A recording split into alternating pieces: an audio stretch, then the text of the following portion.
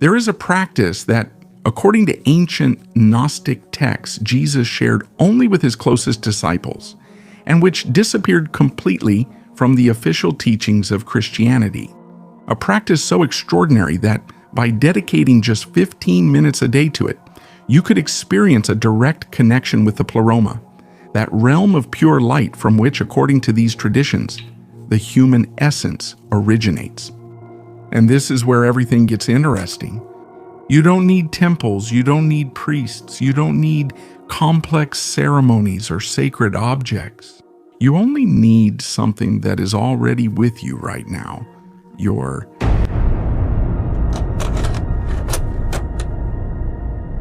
In certain Gnostic manuscripts, especially in a text known as the Books of the Savior, 5 sacred breaths are described, 5 specific ways of inhaling and exhaling, which according to these teachings activate internal energy centers, allowing the light of the Pleroma to flow directly into the human being.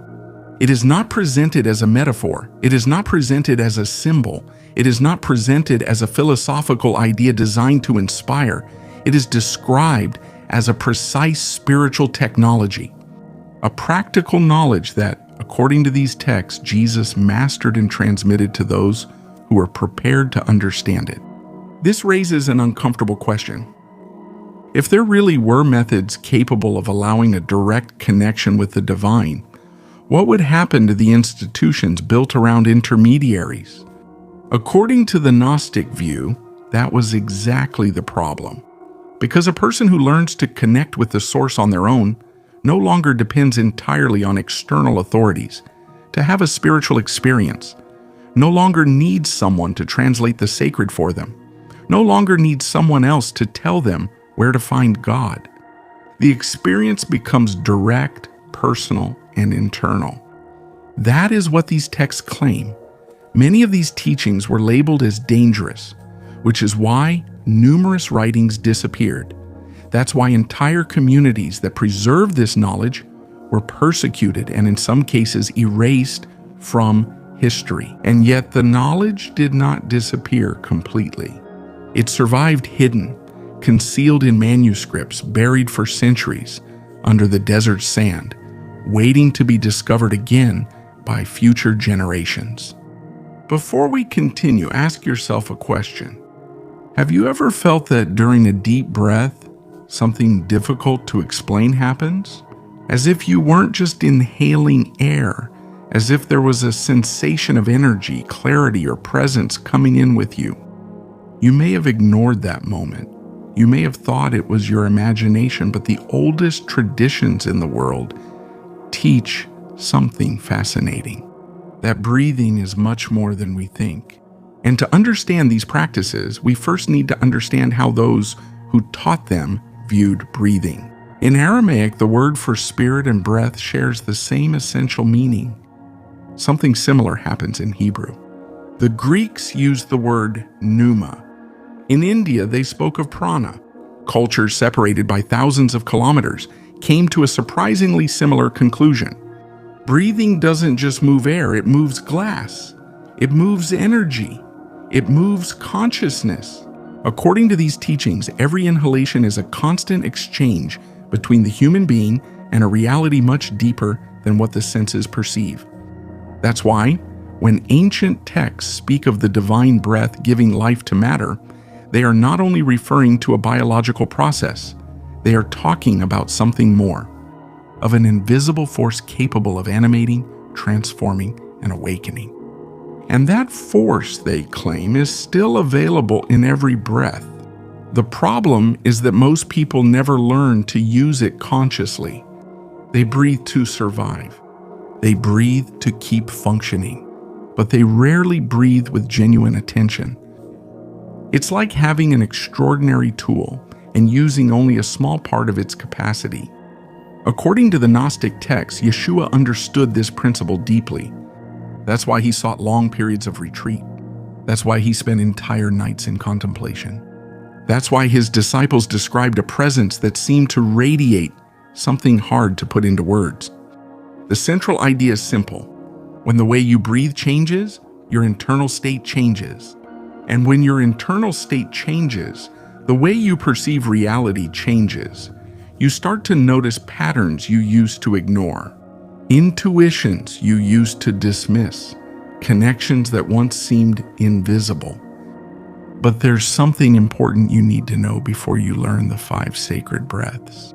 These practices are not presented as simple relaxation exercises.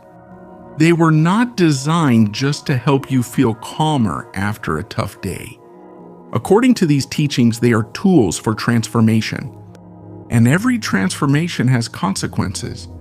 Old habits may begin to crumble. Certain beliefs may stop making sense. Some people might drift away from your path while others appear unexpectedly. Because when your perception changes, the reality you experience changes too. The real question is whether you're willing to find out what happens when you start breathing in a completely different way than most people. If the answer is yes, then it's time to learn the first of the 5 sacred breaths. The first of these practices is known as the breath of the invisible Father. According to the Gnostic texts, its purpose is to connect the person with the primordial source, the reality that exists beyond all form and manifestation. The preparation is simple. Sit with your back straight and relaxed. Then, gently place the tip of your tongue on the palate, just behind your upper teeth.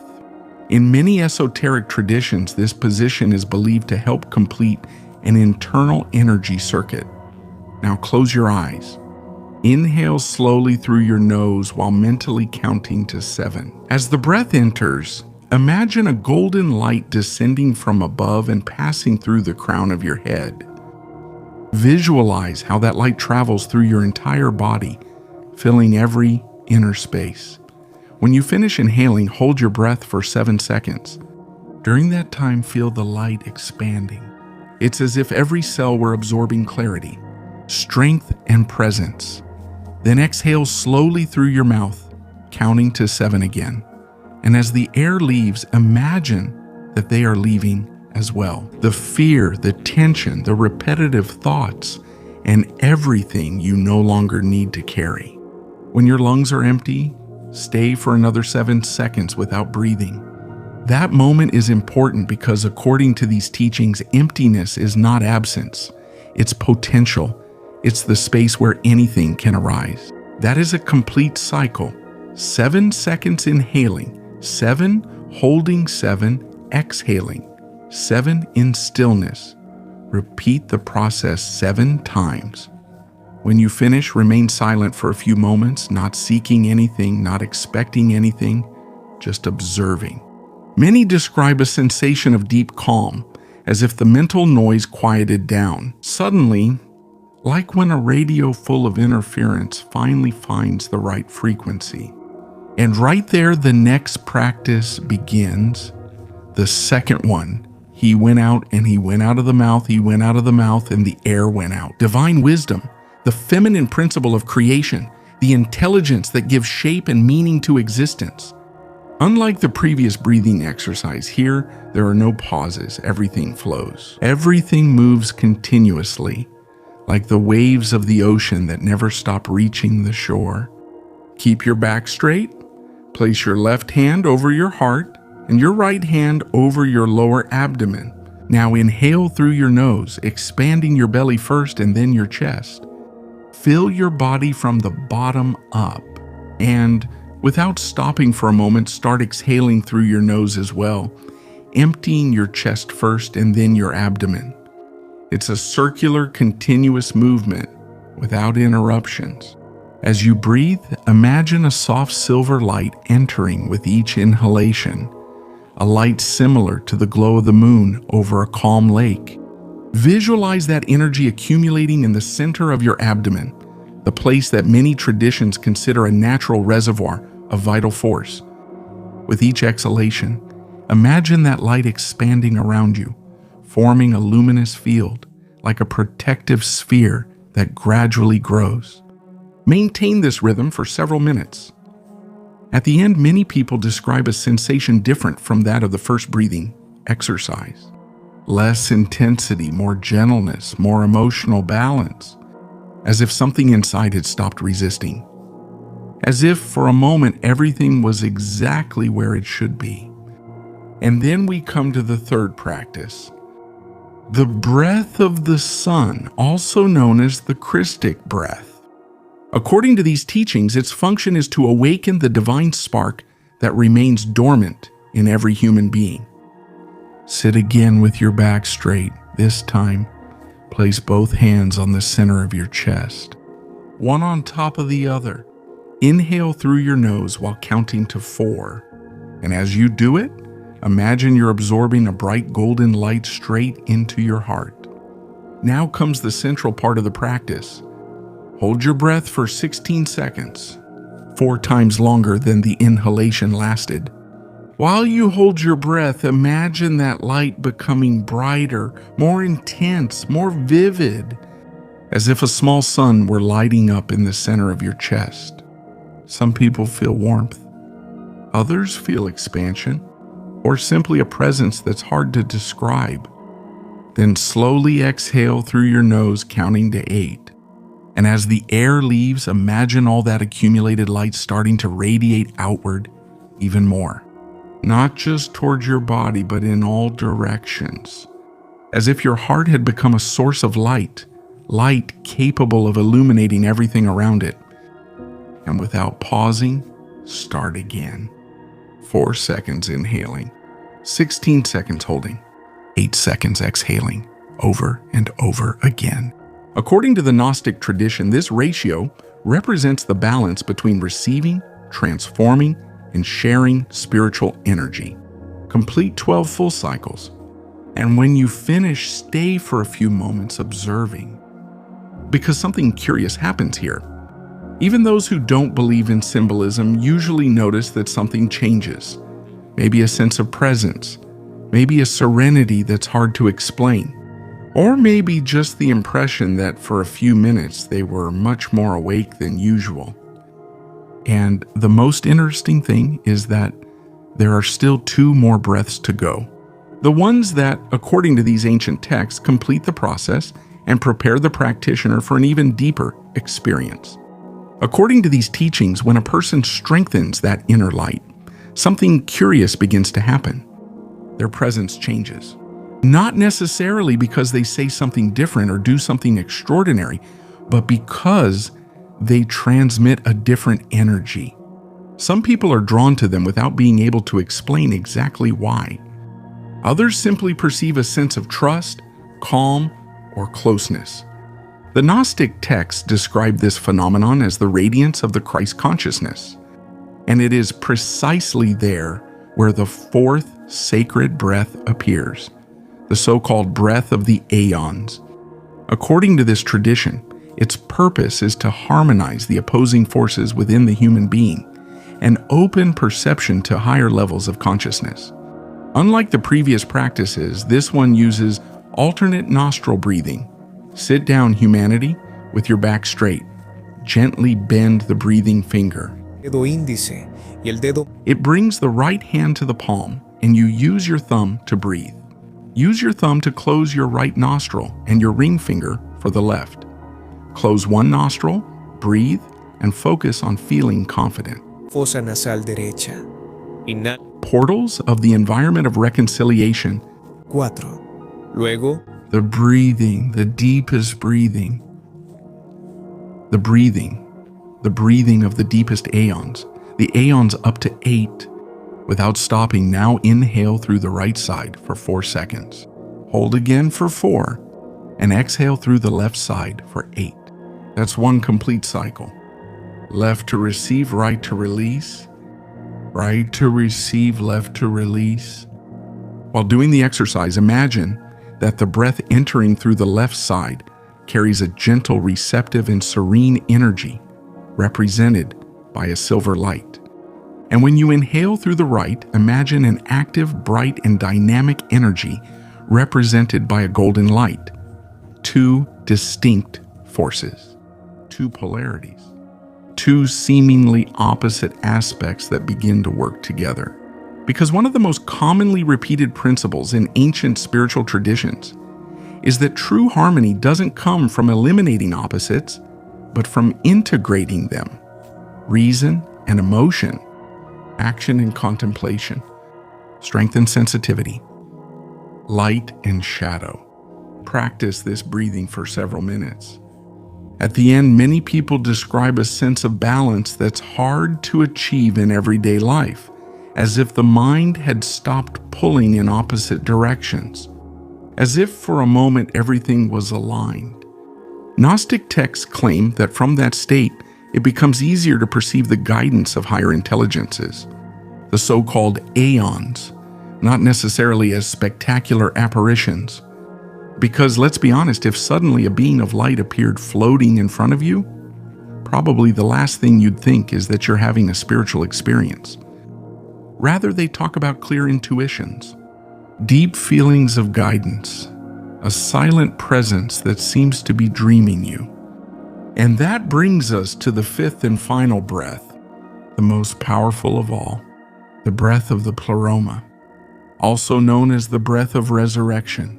According to these texts, this practice represents the full union of human and divine. And unlike the previous ones, it is performed standing up. Stand with your feet shoulder-width apart. Keep your spine straight and your arms relaxed at your sides. For a moment, imagine that your body is a bridge, a channel linking sky and earth. Now, inhale deeply through your nose as you slowly raise your arms out to your sides, bringing your palms together above your head. As your arms rise, visualize a stream of bright light flowing through your entire body, as if a luminous energy were awakening from the earth and rising through your feet, your legs, your spine, and finally emerging through the top of your head. When you finish inhaling, hold your breath for a few moments. And during that pause, imagine that your body becomes lighter, more expansive, less limited, as if for a moment you stopped feeling confined within a physical form. Then, exhale slowly through your mouth while lowering your arms in front of your body until your hands are in a prayer position in front of your heart. And as the air leaves, imagine the opposite movement, a vast light descending from above, entering through the crown of your head, traveling through every part of your body, and finally extending toward the earth through your feet. It's an exchange, a continuous flow. What rises also descends. What is above is reflected below, and you become the meeting point between both worlds. Stay for a few seconds with your hands in front of your heart, without thinking, without analyzing, just feeling. According to these teachings, that moment represents the state of unity, the experience of remembering that you are not separated from the source, but permanently connected to it. Repeat the cycle 3 times, no more, no less. 3 full breaths taken with mindfulness, and when you finish, stay still for a few minutes. Because according to the ancient Gnostics, the breaths were just the gateway. What was truly important was what happened afterward. The silence, the presence, and the transformation that began to unfold slowly in the life of anyone who practiced consistently. And there's a reason why this 5th breath is practiced only 3 times.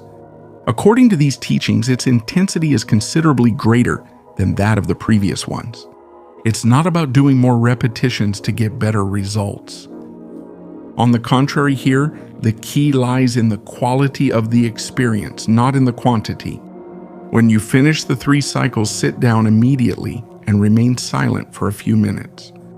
You may feel lightness, a deep sense of calm, or even the impression that your perception has expanded. The Gnostic texts interpret this as an integration of the energy mobilized during the practice. That's why they recommend not getting up immediately or rushing back to the day's worries. But there's something even more important. These 5 breaths were not conceived as isolated exercises to be done when you have time or when you remember. They are part of a complete system, a progressive discipline, a path. According to tradition, each breath prepares the ground for the next. The first week would be dedicated exclusively to the breath of the Invisible Father. The goal is to quiet the mind, reduce internal noise, and create space. In the second week, the breath of Sophia is added. Now the practice begins to balance the emotional and receptive dimension of the person. The third week incorporates Christic breathing. Attention begins to shift toward the heart, toward compassion, presence, and connection. The fourth week integrates the breath of the Aeons, and with it, according to these texts, a broader perception of reality arises. Finally, the fifth week arrives, the moment when the 5 practices form a complete sequence, a process that takes about 45 minutes a day. And here's a curious detail. Many people say they don't have time for a daily spiritual practice, but then they spend an hour watching short videos of people arguing with strangers on the internet. Priorities usually reveal more than excuses. According to Gnostic writings, maintaining this discipline for 40 consecutive days produces what they call the first resurrection. They are not referring to a physical death. They speak of something psychological and spiritual, the fall of a limited identity, the abandonment of old programming, the birth of a more conscious way of experiencing life. And according to these texts, the process leaves certain signs. During the first days, the mind begins to calm down. Repetitive thoughts lose intensity. Rest improves. Dreams become more vivid, more memorable, more meaningful. Afterwards, greater emotional stability appears. Situations that used to provoke automatic reactions no longer have the same power. A sense of serenity begins to arise that does not depend so much on external circumstances. Later on, the heart becomes the center of the experience. It's not about a possessive or conditional love, but rather a broader sense of connection with life, with other people, and with oneself. Many practitioners claim that even their presence changes, that others perceive something different about them, even if they can't explain it. Then synchronicities begin to occur. Those strange moments when the pieces seem to fit together in unexpected ways. Information that appears just when you need it. Improbable encounters, opportunities that arise at the right moment. For the Gnostics, these coincidences are not a matter of chance. They are signs that the person is beginning to align with a deeper order. But the path, according to them, is not free of resistance either. And this is where one of the most fascinating concepts of the Gnostic tradition appears: the archons. These entities are described as forces that keep consciousness trapped in limited patterns of perception. Beyond interpreting them literally or as psychological symbols, the teaching is interesting because it claims that every time you try to change, something inside you will try to stop it. It shows up as excuses, distractions, doubts, sudden tiredness, the classic mental voice that says, better to do it tomorrow. Curiously, tomorrow usually turns into next week and next week into next year. The Gnostics saw these resistances as inevitable tests along the path. That's why they insisted on perseverance. Not because each practice was perfect, but because transformation happens precisely when you decide to continue even on the days when you don't feel like it. And there is one last detail that these teachings consider important: the time of day. Traditionally, it is recommended to practice at dawn, that moment when the night begins to withdraw and the day has not yet fully been born.